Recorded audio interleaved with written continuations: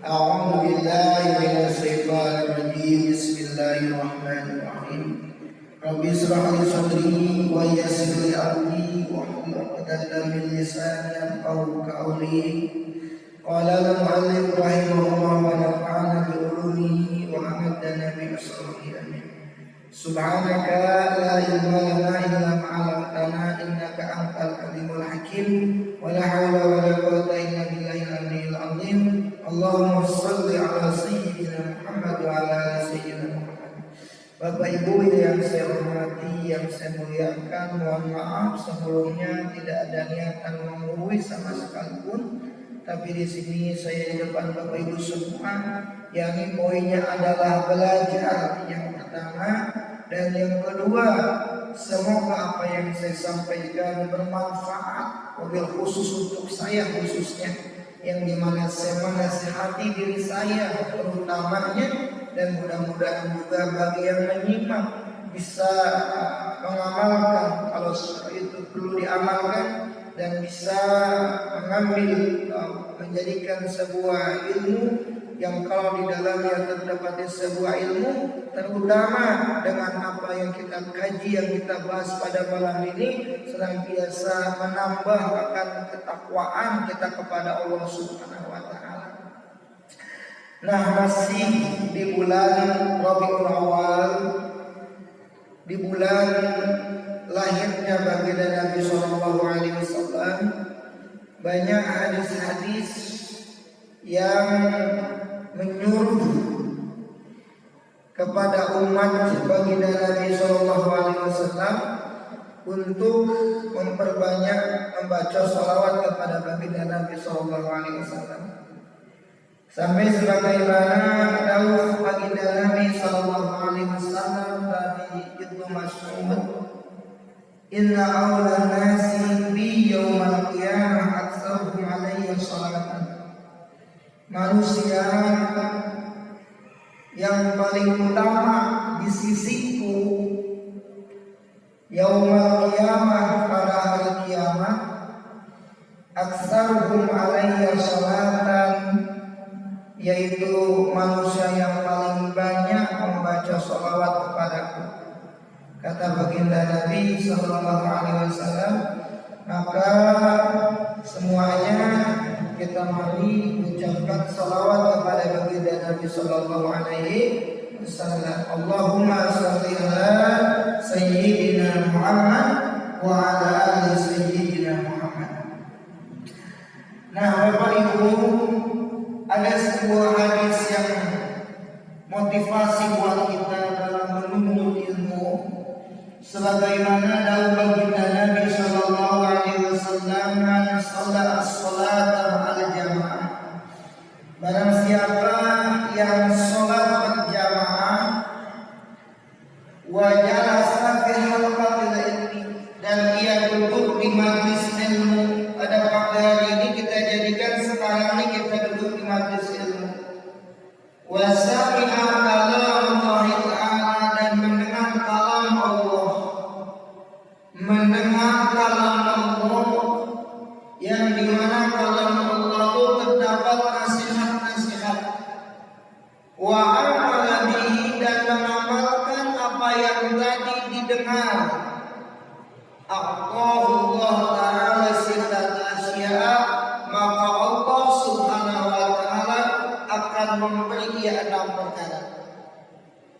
Bagi orang yang telah sholat berjamaah, dilanjutkan dengan duduk di majelis ilmu, menyimak apa yang dikaji di dalamnya, dan mengamalkan apa yang telah dipelajari olehnya, maka Allah Subhanahu wa Ta'ala akan memberi ia 6 perkara.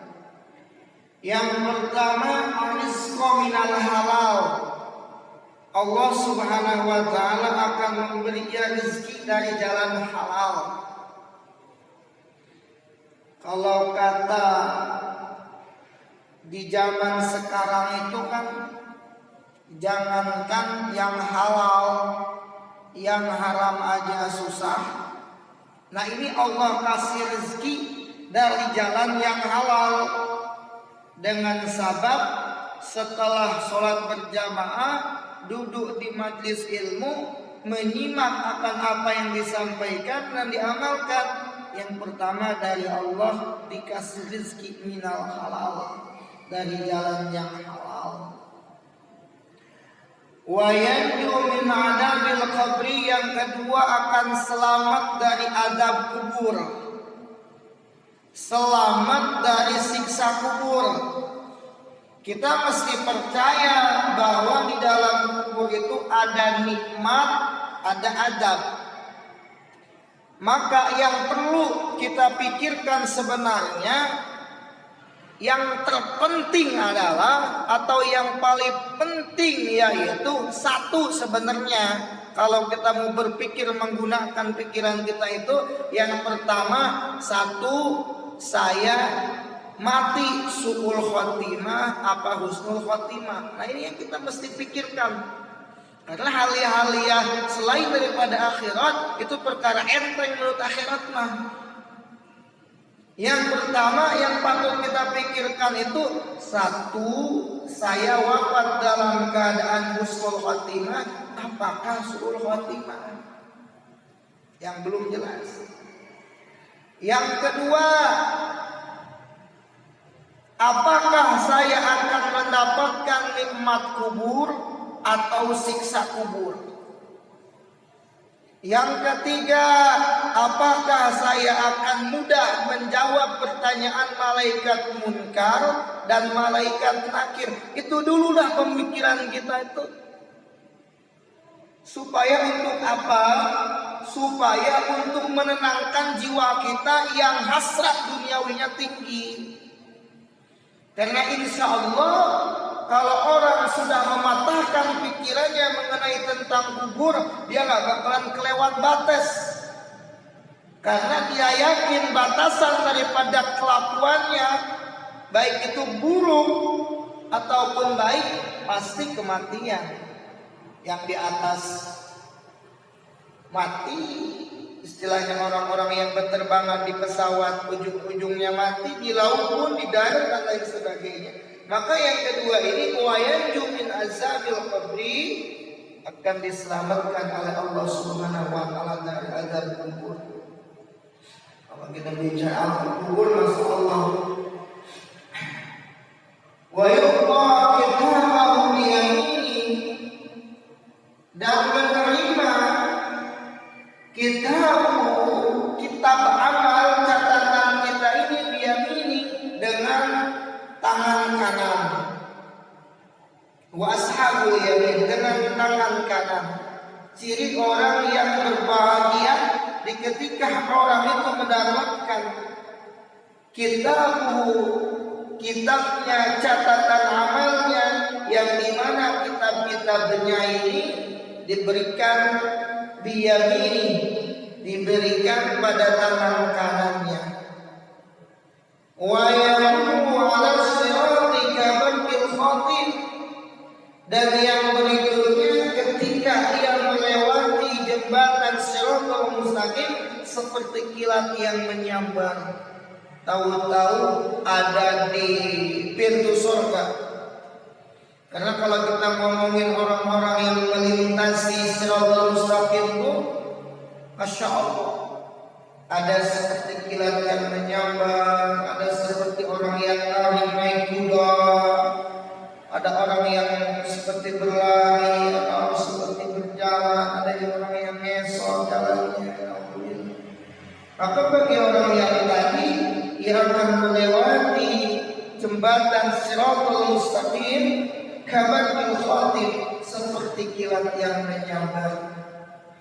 Wa yasmi 'an nabiyyin, dan dia akan dikumpulkan bersama para nabi. Wa banallahu lahu baitan fil jannah min yaqutatin hamra'atin arba'una baban, dan Allah Subhanahu wa taala akan membangun lahu baginya baitan, satu rumah di dalam surga, min yaqutatin hamra', dari inten yakut merah, lahu arba'una baban, yang memiliki 40 pintu. Masya Allah. Segede apa rumahnya 40 pintu. Kadang-kadang rumah gede aja paling juga 3, paling juga 5, paling juga 6. Ada juga banyak apa pintu-pintu kamar mandinya dihitung.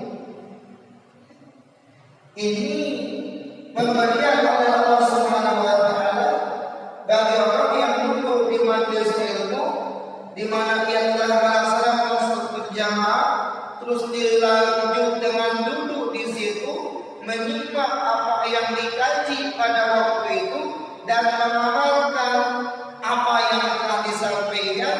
Itulah tadi pemberian dari Allah Subhanahu wa taala bagi orang yang melakukan tersebut. Mahal ya, Masya Allah, balasan orang yang tolak itu Masya Allah. Karena saking besarnya banyak orang yang gak mau. Saat Nabi sudah sampaikan kata baginda Rasul, al-jannatu hufat bil makarih. Memang surga itu dikelilingi oleh hal-hal yang tidak diinginkan. Siapa sih yang mau ngaji? Malas ngaji siapapun juga. Siapa sih yang mau sholat? Malas kalau nggak dipaksain sholat juga. Siapa sih yang mau puasa, yang mau zikir, yang mau berangkat haji? Malas kalau bukan karena ada tanggungan di diri sudah berkewajiban haji. Kenapa? Karena al-jannatu hufat bil makarih. Surga itu dikelilingi oleh sesuatu yang tidak diinginkan. Tidak diinginkan nafsu. Tapi an-naru hufat bisahawat. Sedangkan neraka itu dikelilingi, dipagari oleh sesuatu yang diingini nafsu kita. Maunya apa? Banyak duit, maunya ke diskotik. Maunya apa? Banyak duit, bukannya mau ke Mekah Madinah, tapi jalan-jalannya ke luar negeri di sana. Wah, di Mekah Madinah mah walaupun jalan-jalan juga, tapi banyak aturannya. Ya itulah, ya. Keinginan-keinginan seperti itu. Kalau Bapak Ibu semua bikin layar tancap nggak diundang penuh. Bapak Ibu semua bikin panggung, adain artis 1 atau 3 orang, nggak diundang banyak. Tapi ibu bapak bikin panggung, undangan pengajian, jangankan yang nggak diundang, kadang yang diundang pun nggak datang. Kenapa? An-naru hufat bisyahawat. Memang mesti dipaksain bagi kita mah dalam hal kebaikan. Kalau nggak dipaksain, ya kapan? Mau setelah wafat kita baru bisa melaksanakan taat? Mau setelah wafat kita mau ikut di majlis-majlis ilmu? Ya Allah ya Rabbi, ya. Jangan sampai ketika kita telah di dalam kubur ini baru sadar, oh iya ya, dulu ada pengajian di Al-Kausar, selalu diajak buat taklim, dulu ada kegiatan dan lain sebagainya, selalu diajak buat taklim. Sedangkan menyesal tinggal menyesal. Masya Allah. Jadi kita ini banyak dibuat lalai oleh ahli-ahli aktivitas kita yang di dalamnya kita ini masih mengikuti akan syahwat kita, termasuk saya pribadi poinnya. Makanya tadi saya bilang bahwa saya di sini saya tidak menasihati semuanya, akan tetapi saya di sini menasihati diri saya sendiri khususnya, gitu. Nah, Bapak Ibu yang saya hormati, yang saya muliakan, pada kesempatan ini di mana Al-Fatih menyampaikan tadi sebuah fadilah ilmu, sebuah fadilah duduknya di majelis ilmu. Sebenarnya masih banyak lagi fadilah duduk di majelis ilmu.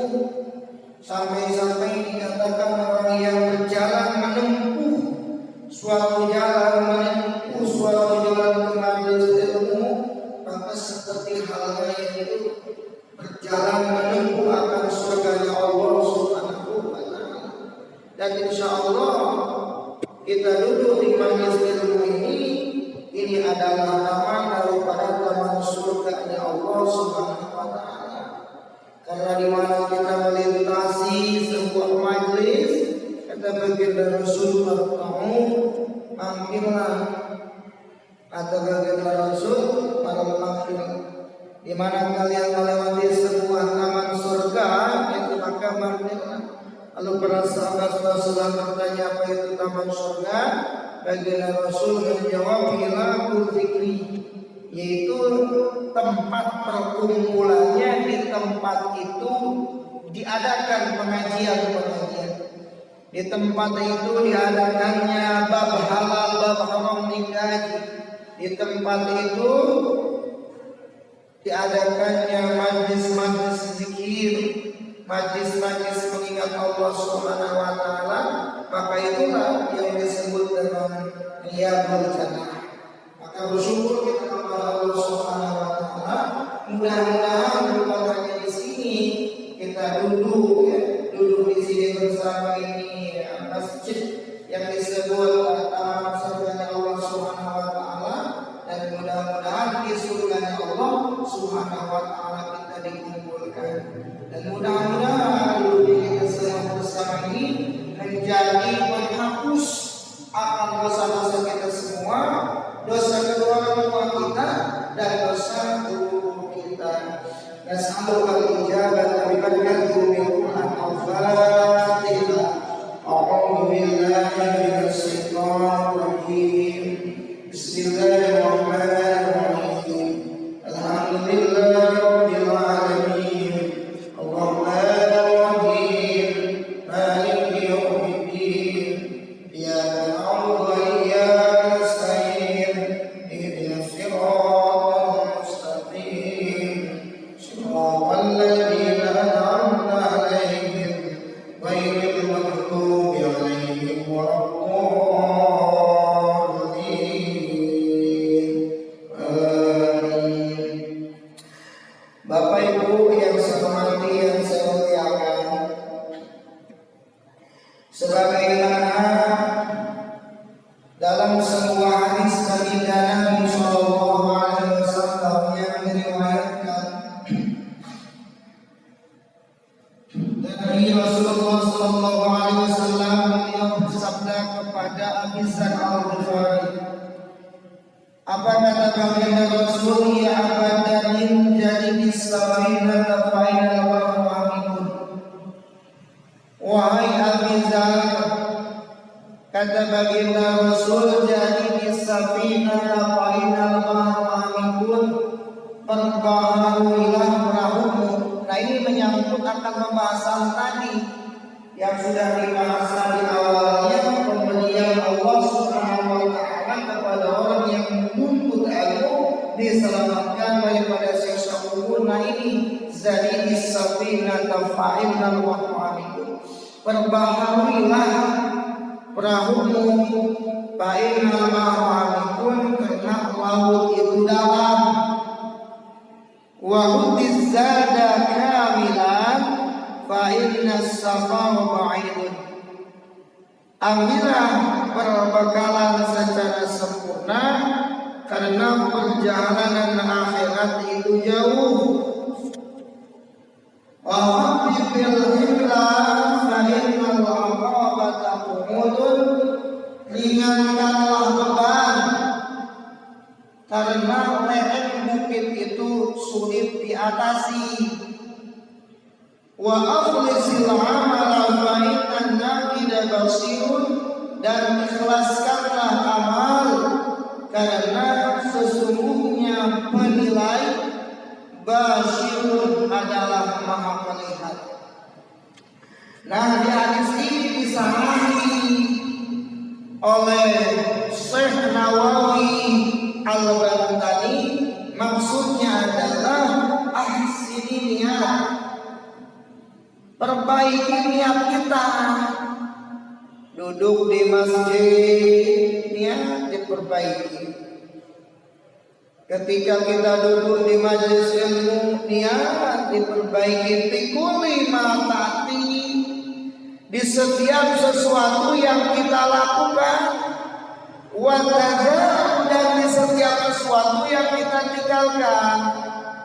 Liyahsulalakal azru wan nazatu min azabillahi ta'ala, supaya menghasilkan pahala untuk kita dan menyelamatkan kita dari azab Allah Subhanahu wa taala. Dikala kita meninggalkan sesuatu niatnya karena Allah, dikala kita melakukan sesuatu niatnya karena Allah, maka maksudnya supaya hasil pahala umat kita ini wan nazatu, dan selamat min azabillahi ta'ala, dari siksanya Allah Subhanahu wa ta'ala. Karena sebagaimana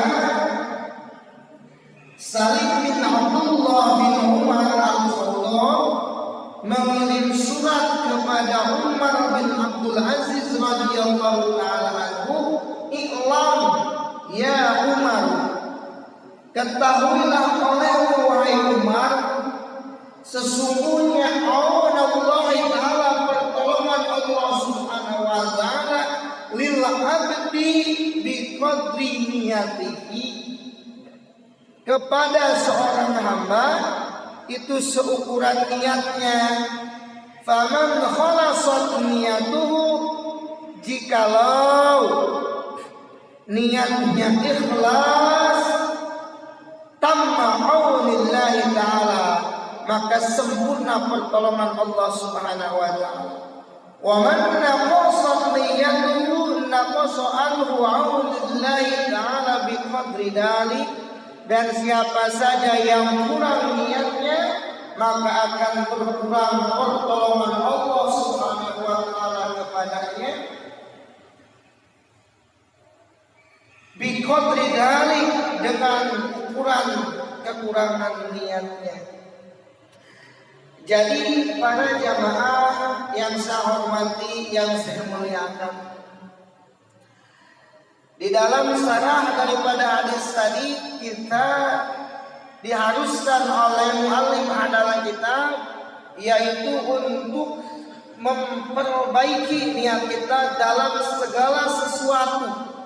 Seumpama kita keluar dari sebuah kerjaan, yang kerjaan itu kelam, ya, dunia hitam, kita niatkan karena Allah Subhanahu wa ta'ala, insya Allah kita niat dengan niat yang baik akan mendapatkan yang lebih baik. Dikala kita melakukan suatu kebaikan yang baik dengan niat yang lebih baik, maka pertolongan Allah Subhanahu wa ta'ala akan lebih baik daripada itu. Wa hudizada kamilan, ambillah perbekalan secara sempurna, karena perjalanan di akhirat itu jauh, yakni dalam hal yang sangat melelahkan.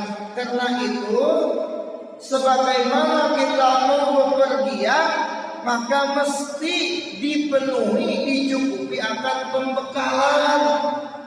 Apalagi akhirat yang perjalanannya amat jauh, yang beribu-ribu tahun kita di alam kubur sampai kiamat barulah bangun. Itu membutuhkan bekal yang banyak. Karena itu kata baginda Nabi SAW, "Kutizada kamilan", ambillah perbekalan secara sempurna. Yakni seumpama kalau kita mau jalan-jalan nih, bajunya disiapin yang banyak kalau mau makan hari. Begitupun juga uangnya mungkin ditebalkan akan pembawaan bekal uangnya buat bekal di jalan dan lain sebagainya. Karena apa-apa jadi bisa beli kan, bagi atau seumpama istilahnya rekreasi ke tempat yang dimana di situ tidak ada yang jual beli makanan, makanannya mesti bawa yang banyak.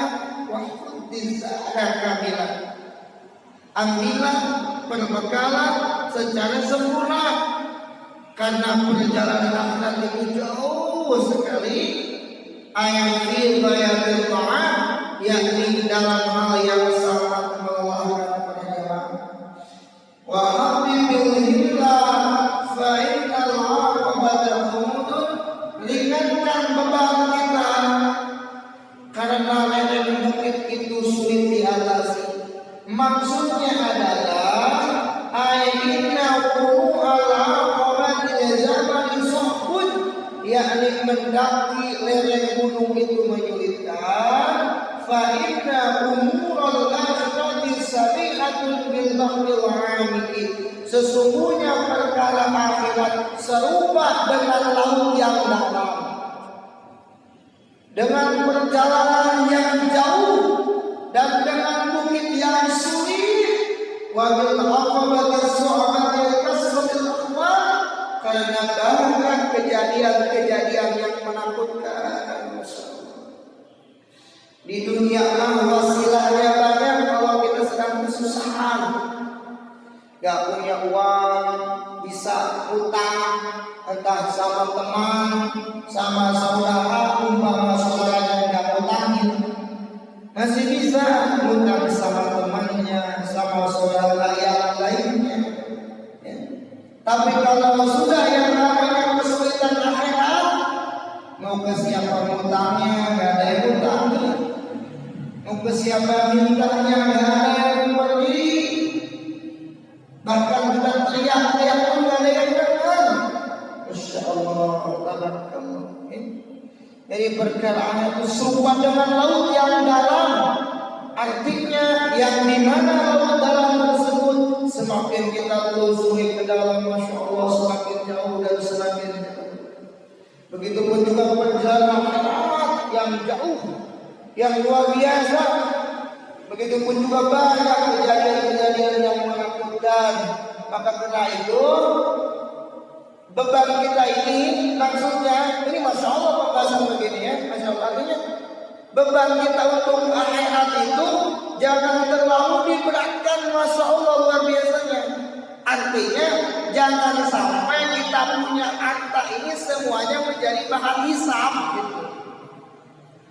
Jadi artinya supaya harta kita ini walaupun banyak tapi tidak menjadi bahan hisab. Apa menjadi bahan amal?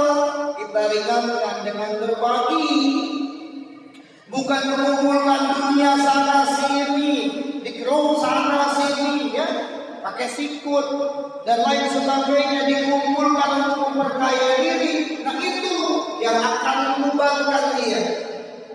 Sudah dia dihisab, kalau itu halal memang dihisab, tapi kalau itu didapati daripada harta yang haram akan menjadi adab untuk dia. Nah bagi kita yang punya, gitu kan, yang ada, supaya lebih ringan akan beban kita yang dibawa ke akhirat ini, bagikan dalam artian yang nantinya pasti juga itu bakalan punya kitanya, mengingatkan akan beban kita ke alam akhirat. Wa akhlisil amala fa innan nakila basir, dan ikhlaskan amal fa innan nakila basir, karena sesungguhnya penilai, yakni zat yang memilih perhitungan dan memilah antara kebaikan dan keburukan, yaitu Allah Subhanahu wa taala, basyirun adalah Maha melihat. Al-Qa'idun yakni mengawasi, wa muraqibun yakni mengamati, li jami'il ahwal, semua kejadian. Baik kejadian kita sekarang, lagi duduk di masjid kita, terlintas di hati kita apa Allah tahu. Allah mengawasi itu, Allah mengamati itu, ya pun termasuk saya pokoknya kepada saya semua. Ya, ada kita di tempat ramai ada rasa takut, tapi ketika sendiri di situ biasa-biasa saja. Padahal Allah Subhanahu wa taala dan yang Maha mengawasi, yang Maha mengamati semua kejadian-kejadian baik yang dohir yang nampak maupun yang tidak nampak, yang terlintas di hati kita ini, Allah Subhanahu wa taala Maha tahu. Makanya Abu Sulaiman Al-Ghani berkata, "Tuba liman tofat lahu khutwatun wahidatun bi umri la yuridu biha illallah ta'ala." Beruntunglah, kasih bahagia sekali bagi orang yang melakukan satu langkah yang baik baginya dalam hidupnya, yang ia tidak inginkan langkahnya menuju kepada selain Allah. Silaturahmi itu tujuannya karena Allah, ke masjid karena Allah, ke musola karena Allah, kemana-mana dalam setiap langkahnya yang baik itu diniatkan karena Allah, karena dia merasa bahwa dirinya itu diawasi, diamati oleh Allah Subhanahu wa taala. Maka kata Abu Sulaiman Al-Ghani, "Tubaliman tolabat lahu wa wahidatun bi umri." Bahagia sekali setiap orang yang dimana melangkahkan kakinya itu diniatkan karena Allah Subhanahu wa taala. Memang sayang sekali seumpama dalam hal yang kebaikan kita tidak meniatkan akan karena Allah Subhanahu wa taala. Duduk di majelis ilmu niatkan karena Allah Subhanahu wa taala. Duduknya di rumah saudara karena silaturahmi niatkan karena Allah Subhanahu wa taala. Karena semakin niat-niat yang baik, maka itu akan semakin pula banyak akan pahala-pahala dari Allah Subhanahu wa taala. Jadi kita duduk di sini ini bukan hanya duduk di tola, poinnya duduk di kita silaturahmi. Karena dengan di masjid ini bisa ketemu, sehat Pak, sehat alhamdulillah, salaman, senyum, itu ibadah semua. Yang gak ada sekali 2 hari ditanyain kemana, mungkin sakit dan lain sebagainya, itu masya Allah ada nilai plus yang lainnya. Silaturahmi kita di sini, terus juga tadi telah melaksanakan sholat subuh berjamaah, dan juga biasanya kalau nggak taklim saya perhatikan itu zikirnya juga masya Allah sampai siang juga itu masya Allah luar biasa. Kebaikan-kebaikan yang memang mesti kita lakukan di semasa hidup kita ini. Karena apa? Karena dunia ini adalah ladang amal. Jadi yang dimana nanti di akhirat yang akan kita petik daripada buahnya, daripada hasilnya, yaitu tadi sesuai dari apa yang di dunia ini kita menabur, kita menanam. Jika kita menanam kebaikan, insya Allah hasil daripada yang kita tanam pahala yang baik di sisi Allah Subhanahu wa taala. Semakin banyak akan pahala atau kebaikan yang kita lakukan di dunia ini, baik zikirnya, sholatnya dan lain sebagainya, maka insya Allah semakin banyak pula keuntungan yang kita dapati di alam akhirat. Tapi dikala di alam dunia ini kita berleha-leha, bersenang-senang, lupa akan akhirat, jangan salahkan yang lain. Kalau seumpama kita di akhirat itu nggak punya apa-apa, nggak dapat apa-apa, syukur-syukur kita punya keluarga, baik punya anak, baik punya istri, di mana kita telah tiada ingat sama kita, suka ngirimin, entah yang dipakai di doa, entah yang dipakai di sholat, entah dipakai di apa dan sebagainya kepada kita, untuk ngirimin kita di alam akhirat yang dimana di sana tidak bisa melakukan suatu amalan yang membuahkan hasil nilai ibadah. Kenapa? Karena telah terputus amalan kita, disebabkan kita telah meninggal. tinggalkan yang sifatnya selalu mengalir. Makanya penting kita apa itu artinya menabung sesuatu yang sifatnya bahan mengalir kepada kita ke alam kubur, ya. Entah dengan amalan-amalan yang lain lah, bukan hanya 3 macam saja yang sifatnya bahan mengalir kepada sisi mayit yang ada di alam kubur. Dan sebagaimana para jemaah yang selamat yang saya muliakan, ketika manusia dicabut nyawa oleh malakul maut, karena pasti semuanya pasti bakalan dicabut nyawa oleh malakul maut. Kenapa saya sering sampaikan ini? Karena hanya dengan mengingat kematian tuh kadang-kadang kita tuh ada ingatnya, ada sadarnya kadang. Itu pun juga setelah di majelis ilmu keluar lalai lagi. Saya pribadi khususnya. Maka karena itu mesti sering-sering diingatkan akan kematian, akan hal ihwal kejadian-kejadian di alam akhirat. Maksudnya supaya benar-benar bersungguh-sungguh di dalam melakukan ketaatan kepada Allah Subhanahu wa taala. Wa yuqalu ma'a malakil maut sab'una malakan min malaikatir rahmah wa sab'una min malaikatil azab. Perlu diketahui ini konon memang, ya. Jadi malakul maut, malaikat pencabut nyawa, disertainya 70 malaikat rahmat dan 70 malaikat azab. Jadi itu malakul maut, malaikat pencabut nyawa, disertainya 70 malaikat rahmat dan 70 malaikat azab.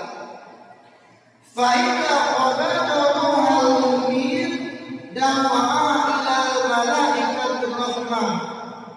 Maka tatkala rohnya orang yang beriman dicabut oleh malakul maut, rohnya orang yang beriman dicabut rohnya oleh malakul maut, dicabut. Dafa'a, maka malakul maut memberikan roh itu kepada malaikat rahmah, diberikan oleh malakul maut kepada malaikat rahmah. Wa yubashshirunahu bil jannati was sawati, lalu mereka memberikan bergembira dengan surga dan pahala. Wa yashhaduna ila samai al-a'la illiyin, dan dibawa naiknya ke langit ila a'la illiyin, ke setinggi-tingginya tempat. Wa ila qamadul al-kabir, dan tatkala malakul maut mencabut nyawanya orang kafir, rasanya nyawa lah kalau bahasa kita. Tatkala malakul maut, malaikat Israil mencabut nyawanya orang kafir, maka ia memberikan nyawa seorang kafir tersebut ke malaikat Adam. Summa yarudduna ila sijjin, kemudian malaikat Adam ini mengembalikan ia ila sijjin, kepada penjara, ila asfalis sabilin, ke serendah-rendahnya tempat. Makanya dulu itu ada pertanyaan, rohnya orang mukmin kemana, rohnya orang kafir kemana? Kalau orang mukmin rohnya itu ke illiyin, kalau orang kafir rohnya itu ke neraka sijin, sebagaimana di sini diinikan di dalam hadis, ya, di dalam kitab ini, Jadi ketika malakul maut mencabut rohnya orang mukmin, maka roh itu diberikan kepada malaikat rahmat dan dibawa ke atas langit ila a'la illiyin, dibawa ke setinggi-tingginya tempat, yaitu surga illiyin. Dan tatkala malakul maut mencabut rohnya orang kafir, rohnya itu diberikan kepada malaikat Adam, terus dipenjarakan si roh tersebut dan dimasukkan ke neraka sijin. na'udzubillah summa na'udzubillah min. Dan Nabi sallallahu alaihi wasallam anhu qala law anna alam sya'ratin min alamil mayyit, jikalau kepedihan sehelai rambut, sehelai bulu min alamil mayyit, dari kepedihan orang yang meninggal, wa bu'a ila samawati wal ard, yang ditaruh di atas langit dan bumi, lama ta'ahluhuma, pasti niscaya mata ahluhuma, maka penduduk keduanya itu akan meninggal dunia biidnillahi ta'ala, atas izin Allah subhanahu wa ta'ala. Kenapa? Li'anna fi kulli sya'ratin maudah, karena sesungguhnya di setiap bulu itu terdapat mati. Wala yaqumul mautu bi syai'in, dan tidak menimpa suatu kematian pada suatu perkara, atau suatu kematian tidak menimpa pada suatu perkara, illa mata ma'akuli awai, melainkan ia akan mati bersama seluruh anggota yang lain. Jadi dikala sesuatu anggota dalam diri kita ini mati, atau kematian menimpa pada suatu perkara, melainkan seluruhnya ini akan mati. Sampai dikatakan kepedihan sehelai bulunya orang yang meninggal umpama ditaruh di langit dan di bumi, pasti semuanya akan benar-benar mati. Kenapa? Karena sabab daripada sakitnya akan kematian tersebut. Na'udzubillah summa na'udzubillah min dzalik. Jadi para jemaah yang saya hormati, yang saya muliakan, insya Allah dengan selalu kita mengingat akan dari sisi usia kita, yang dimana hari Allah berikan itu hari kemarin, hari sekarang, hari akan datang. Belum tentu hari akan datang kita ketemu dari hari Senin. Yang kemarin masih berlalu, yang sekarang juga nggak ada jaminan 3 waktu duhur, nyampe ke waktu duhur atau di waktu puasa. Ya. Karena yang namanya malam itu mengintai terus kepada kita. Syukur-syukur kita dalam keadaan baik, ya. Dalam keadaan baik, yakni dalam melakukan ketaatan kepada Allah Subhanahu wa taala. Yakni syukur-syukur dalam keadaan dalam puasa, salat sunnah dan lain sebagainya. Yang kepada jamaah yang selamat yang diselenggarakan, masya Allah. Jadi ya sudah sekian ya ya selesai. Nah, para jamaah yang saya muliakan, dari saya nggak banyak lebar ya, karena Pak Ustaz Nadim menghubungi ini, dan kalau Ustaz saling berulang, semoga juga semakin semangatnya untuk Ustaz juga menghubungi kita semua, dan mudah-mudahan poinnya selalu istiqomah dalam kebaikan, dan juga mudah-mudahan segala dari apa yang saya sampaikan bermanfaat. Tapi sebelumnya biasanya di sini mengadakan tanya jawab. Insyaallah kalau seumpama tahu bisa insyaallah saya jawab. Tapi kalau seumpama nggak tahu saya ulang pertanyaannya gitu. Ya sebelumnya saya kasih waktu 3 menit. Biasanya pas sudah tanya.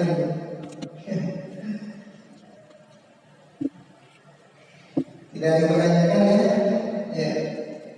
Ini Pak, assalamualaikum warahmatullahi wabarakatuh. Waalaikumsalam. Islam di Indonesia kan agama pendatang ya Pak.